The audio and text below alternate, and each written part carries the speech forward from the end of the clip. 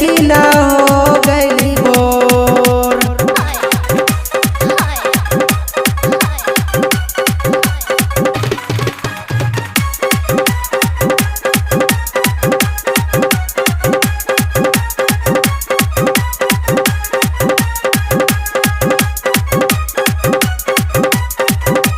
सबके दीदियान लागल पूरब के ओर, कहाँ कैल बाबा तू देर। उगिए आदित्य मल लेली नारगिया, देखी ना भय गेलै भोर। उगिए आदित्य मल लेली नारगिया, देखी ना भय गेलै भोर।